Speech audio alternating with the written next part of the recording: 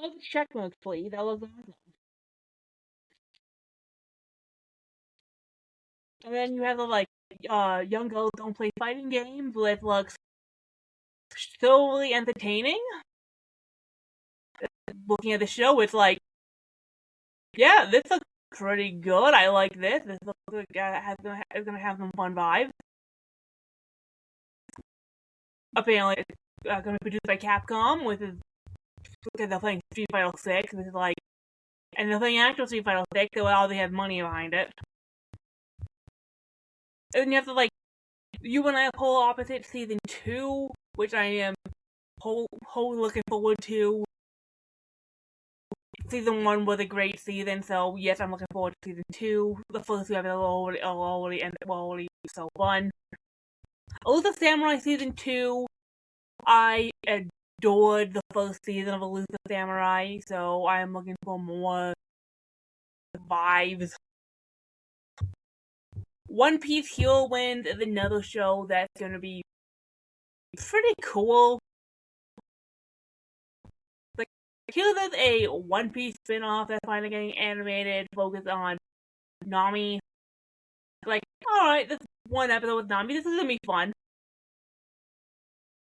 Janguuar, or Witch in Mongolia looks like it's gonna be vibes.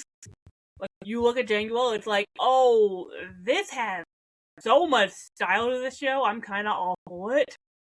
So, really excited to see Janguuar, because no show looks like this. And speaking of Science Saru, because they're doing Janguuar, they're also doing the new Ghost in the Shell. This will be my first ever time watching something Ghost in the Shell related, so I'm really excited to watch this new Ghost in the Shell project. It looks solely entertaining, and I might go watch the movies. It's up there with me getting caught up on Saga of Time of the Evil and Madoku Tensei, where it's like, yeah, there's a show I should get to eventually, but yeah.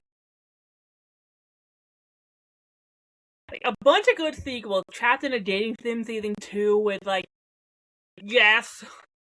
I am surprised how much I really like that show, but I like the whole premise of that it's a dating sim type story, but the main character is a dude, and he is both won over the actual heroine and the villianess of the story, and I like the dynamic with him and this other looks like insert who basically took the nail home. It's like, this show that's fun. I'm so happy we're getting more seasons. The 100 Girlfriends Who Really, Really, Really, Really, Really Love You, Season 3. Yes, please. This is the show for polygamy. It is so funny, so entertaining. The first episode dropped. It's like, this is exactly what you expect from this show. It is so wholesome in what it is, but it's also so outrageous because it knows it's a stupid home. So it's like, yeah, we're home with 100 girlfriends. We're going to basically have fun with home tropes, while also being one of the best homes in the past decade. It is one of the best shows of summer, so say it's back. So excited, Oldcountry Bumpkin is coming back for its season 2. It's a story, charming little fantasy show that knows how to do sword fight and world building in a way that makes sense. Clevatass is back for season 2. It was one of my favorite new shows from last year, so I'm really excited to see more Clevatass because I'm coming around on Doug Fantasy. I get why people like Doug Fantasy, and Clevatass is one of the better Doug Fantasies that we've gotten. And I like Sense to be a Hero. I think Clevatass has a little bit more sauce. At least to me. That's how I feel about it. But, that Then you have Smoking Behind the Supermarket, which is from the trailer I saw. Like, this is pure vibes. It's like, okay, this is gonna be a show that's gonna be about two people that's vibing behind a supermarket. They're gonna smoke,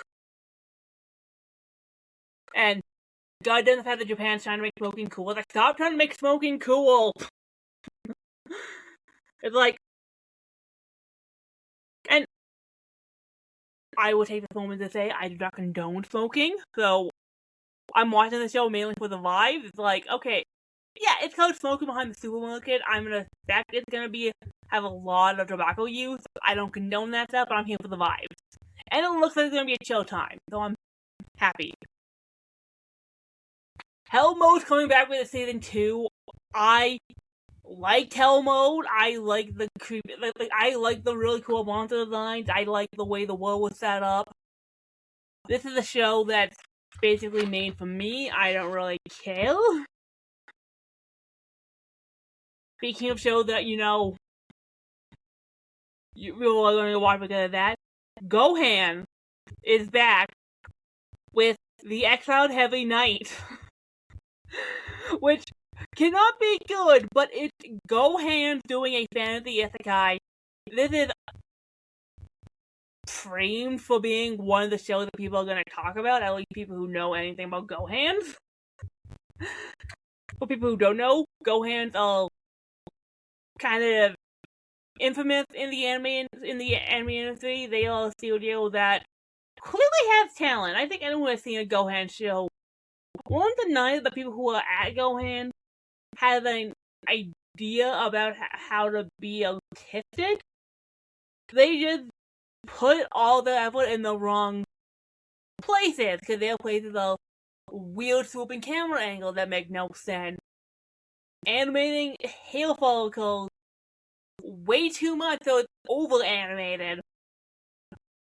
Weird realistic backdrops that kind of don't clash. So it's like, this is all the making for that, and I'm kind of here to see another Gohan anime, because so that's the only reason that this is on this list. It's like, okay, no, if you want probably what's gonna be one of the biggest train wrecks of the year, it's probably gonna be this.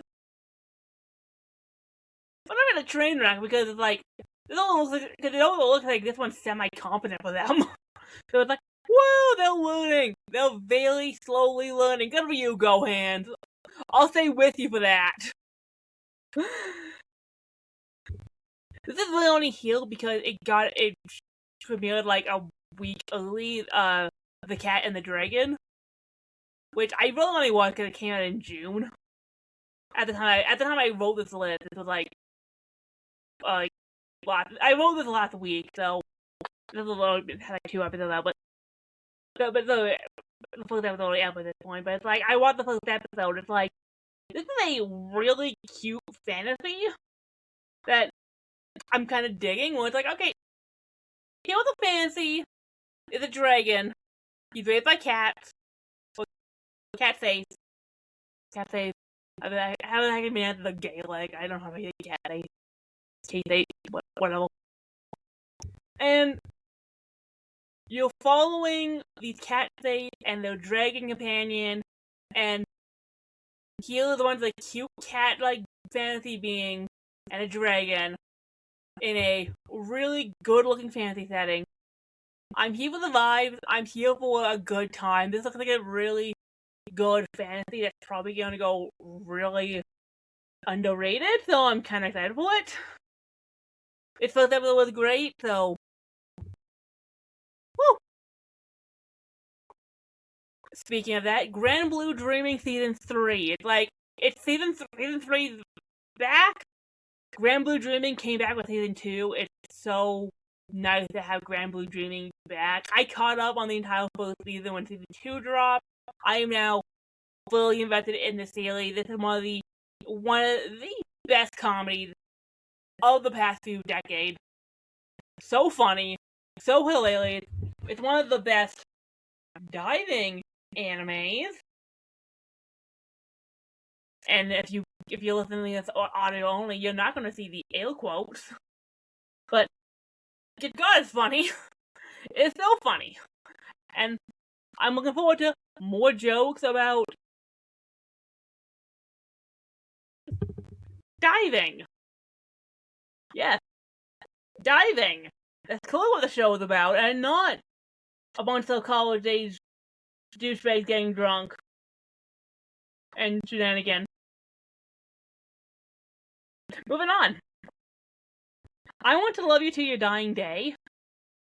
I'm gonna put it away, but I picked up the first manga for this a couple weeks ago, so I'm actually really excited to read it, and now I'm also really excited to see it, because we got a doomed Yuri. Yuri level eating so good. This one looks like it's gonna be excellent. We'll see how it's gonna turn out, but it's like, does Twisted Yuri the Yuri really popular? So I'm all for this.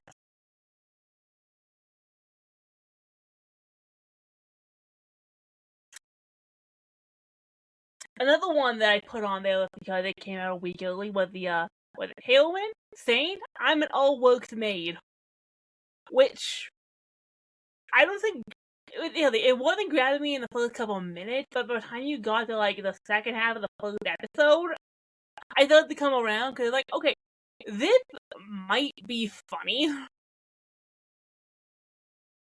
Particularly if it's going the direction it looks like it's going in these first few episodes, where it's like, okay, so it's a villainous isekai that's not focusing on the villainess character, but she wants to be a maid. It's like, okay, this could be a really funny subversion of a lot of those tropes. I mean, okay, not even villainess tropes, it's home game tropes.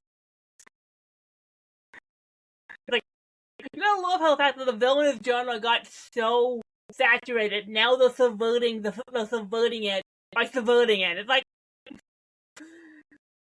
I'm gonna hear because like this looks like it might be a fun premise. Our main character should be this, new little court lady, but she wants to be a maid instead. And her desire to be a maid looks like it's gonna completely change how this world works. This might be really fun. And I'm here for the Spy Kids. It looks like they're gonna have a fun cast.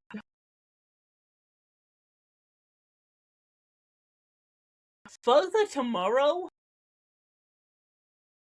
has all the makings of being probably one of the big classics. We'll see. It's Kyoto animation, which usually means it's gonna look gorgeous, and it does look really good. Like it looks amazing with Kyoto animation. It's like one of those. So it's just nice to see Kyoto animation back at it. It's like, you know what, good for them.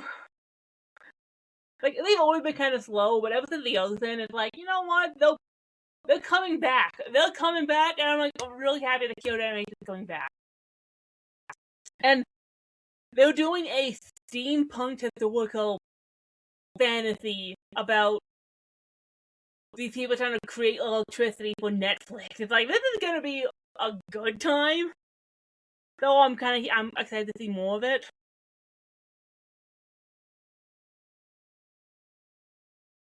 And I'm also looking forward to Kaiju Girl Kilmer Release. How the heck are we down with that? The Kaiju Girl one, which looks like it's gonna be a rom-com about a girl who transforms into a kaiju when she feels doki doki romantic feelings for the cute guy in a class. It's like, okay, that is so insane. I have to see what's gonna come of it. This looks like it's gonna be really fun. Like, I don't know. It's been a pretty good time so far. So we'll see how this goes by the end of summer. So I'm looking forward to it. More sequels. Magilumeriere Season 2. Like, it's so nice to see Magical Girls come back. This is a good way to give us a Magical Girls thing without going full Madoka. Speaking of that, the Madoka movie, yeah, that's coming out this year. Who knows? But Magilumeriere is a fun series about magical girls in a setting where it's a job, so it's a workplace comedy, but the workplace is magical girls. I like the first season. Season 2 is gonna be great. Goodbye, Lara. Which I'm digging it purely for the vibe. I love this old school art aesthetic they're giving to Goodbye Laura. It looks really nice. And I also like that they're making it basically anime Little Mermaid. It's like Little Mermaid's a good story. This art style looks really good. Let's see how this one plays out, because I like Ponyo. So we'll see how this goes, but it looks like it's gonna be a really good one. So yeah, there's that. Ribbon Hero looks insane. This looks like it's gonna be a great, apparently, movie. So it's coming out next month. But like Ribbon Hero looks like it's gonna be a really good film. I'm looking forward to that. I talked about the Madoku Magica Walpuginight Rising. If that's coming out this summer, because I think the last time we heard about Walpuginight Rising, it was supposed to be this summer, but we haven't heard anything about that movie for a couple of months, so who knows if it's even coming out. But I would be so psyched to see it. If not, it's going on next. The auto preview the next season. Move the goalpost! Move the goalpost for Madoku Magica Walpuginight Rising. I'll eventually come out. I don't know. There was a trailer we only said it's coming soon, so we're like, is it this season? Who knows? It's probably gonna be this year. We said that last year too. Poor movie. Just finish it! Madoka fans have waited long enough! Other things I'm actually kind of excited for. Apparently, so was Vision the Ninth Jedi supposed to be this season? I mean, I know according to the anime site, it's supposed to be this season, so it's like. And I looked at the trailer for it, so like, I guess it is going to be this season, and if that's the case, I'm super looking forward to seeing that Ninth Jedi season. Star Wars Vision is like one of my favorite Star Wars things that they've done since probably like ever. And Jedi was a really good short. It's a sequel episode from season 3 was great. So a full season is gonna be awesome. And we'll get in the second half to that new Samurai Troopers, which I like that first half of Samurai Troopers. Yeah, I didn't watch the original, but it's like, yeah, it's kind of dependent on, it's clearly a legacy sequel, but it looks okay as its own thing. So I'm looking forward to it. I'm also super behind my anime right now, so again, at the time of this recording, which is July 15th, and the summer season's already been out for 3 weeks, so I'm like 3-4 weeks behind on most stuff, but it's been a pretty good season. As I said last week, 2026 has been very good for anime fans. So, that's summer. We'll see what happens at the end of summer when I do my summer retrospective, because I'll probably do that at the end of the season. Because it could turn out that a lot of these things I'm hyped for were okay, and there could be things that kind of popped up that, I didn't mention that wasn't really good. So, we'll see what happens.